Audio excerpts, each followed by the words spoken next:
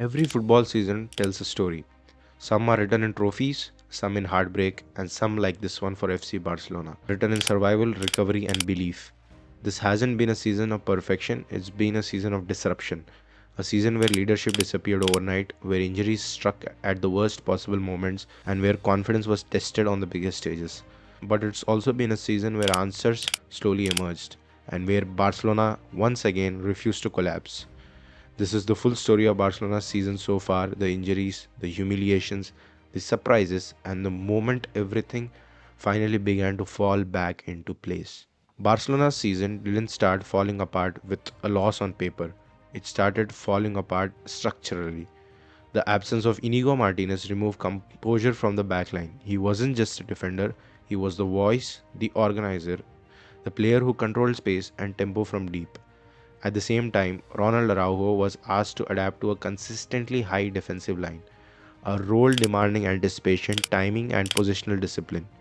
But the adaptation wasn't instant. The spacing was off, the coordination suffered. Suddenly, Barcelona were playing a high line without a commander. No organizer behind midfield, no one directing the line, no one calming chaos before it exploded.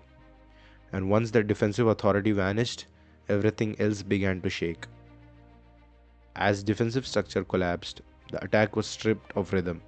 Rafinha was ruled out for 2 full months, a massive blow.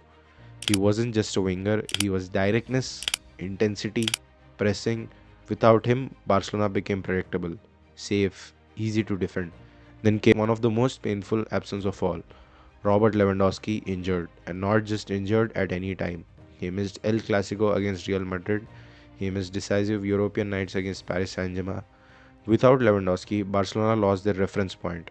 No one to pin defenders and no one to convert dominance into goals. Possession without threat became a recurring theme. Then came the most sensitive chapter of the season. Lamine Yamal, a generational talent but still a teenager.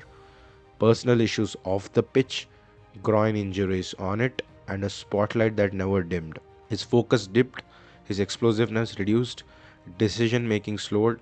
This wasn't a failure of ability, it was the cost of responsibility placed too early.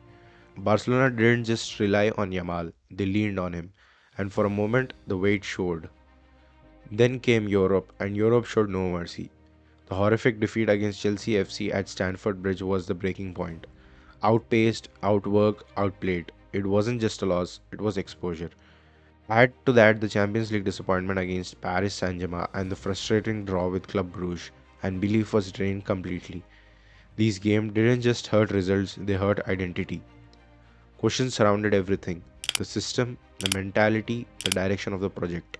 Flick did promise that we will see a different Barcelona, and then slowly things began to change.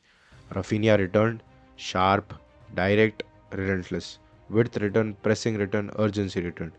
Yamal recovered, physically stronger, mentally freer, back to playing without fear. And the return to Camp Nou did something tactical plans could never do. It restored identity, familiar surroundings, familiar energy. Barcelona stopped looking like a team trying to survive. They started looking like a team rebuilding confidence. One of the most important developments went almost unnoticed. Gerard Martin settled into the defense line in the absence of Inigo Martinez. No panic, no unnecessary risk, just positioning, discipline, and calm decision making. This wasn't just rotation, it was reinvention. Barcelona finally had balance again, not perfection, but structure. Every season produces surprises. This one produced two major ones: the reincarnation of Eric Garcia, more assertive, more reliable, and more confident, and then, unexpectedly, Marcus Rashford. Pace, verticality, direct threat. He gave Barcelona something different, something unpredictable, and suddenly tight games began to open up. But the most decisive improvement stood in goal. Joan Garcia, 25 million euros, questionably proven repeatedly. Command of the box, shot stopping under pressure, big saves in big moments. Because of him, Barcelona began closing games again. Because of him, Barcelona began closing games again. Margins became manageable, confidence returned. This season hasn't been smooth. It's been fractured, painful, demanding, but now with players back, the structure is restored and belief is rebuilt.